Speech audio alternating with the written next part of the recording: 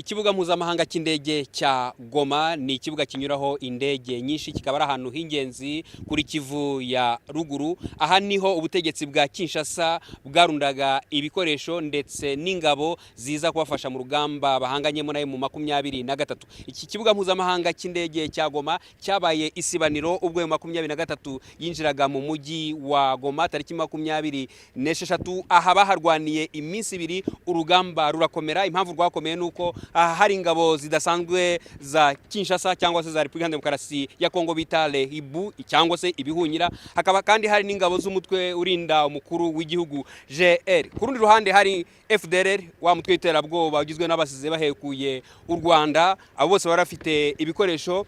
Ku rundi ruhande hari ingabo z'umuryango w'abibumbye MONUSCO, naho ku rundi ruhande hakaba ingabo z'umuryango w'ubukungu Afurika y'Amajyepfo SADC. Abo bose rero bagize uruhare mu kurinda iki kibuga, ariko by'umwihariko ubwo 23 yinjiraga kuri ikibuga cy'indege cya Goma.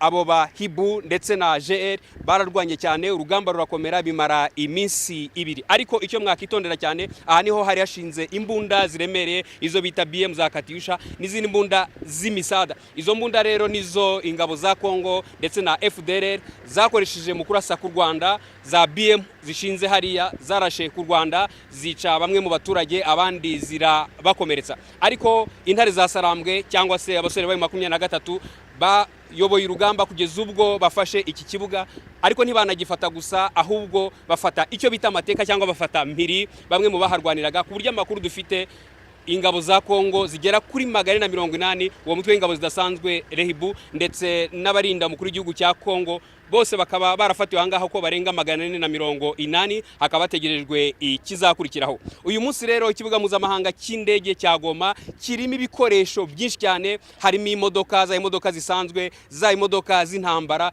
zaba intwaro z'amoko atandukanye zafatiwe ahangaha. Iki ni ikintu gikomeye cyane kizakomeza no gufasha ayo 23 mu rugamba rwayo irwanamo n'ingabo za leta. Aha ni naho abasenguzi bahera bavuga yuko ingabo za leta ya Kongo ariwe muterankunga wa mbere wa 23, kuko ibikoresho nk'ibi ngibi iyo babifashe birabafasha mu rugamba rwabo. Uyu munsi rero tuvugana, Goma iri mu maboko ya M23. Ikibuga mpuzamahanga cy'indege cya Goma nta muntu n'umwe urwanye M23 ushobora kugikoresha, kuko nibo bakigenzuye. Mu gihe bakigenzuye rero bivuze yuko ari imbaraga kuri bo, kubera yuko iki kibuga kirabafasha mu bintu byinshi cyane, kuko hari n'indege twagiye tuhabona. N'undi wese washaka gukoresha ikibuga cy'indege yabanza kubasaba uburenganzira. Ibi rero birashimangira gutsindwa gukomeye kwa leta ya Kinshasa, gutsindwa gukomeye kwa Tshisekedi, ari nabyo wagiye ubona bigarukaho mu bitangazamakuru bitandukanye bishimangira intsinzi ya M23.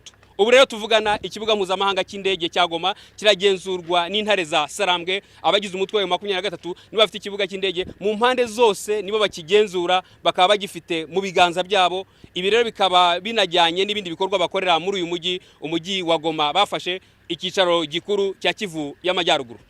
Jean Pierre Kagabo, Televiziyo Rwanda, ku kibuga mpuzamahanga cy'indege cya Goma.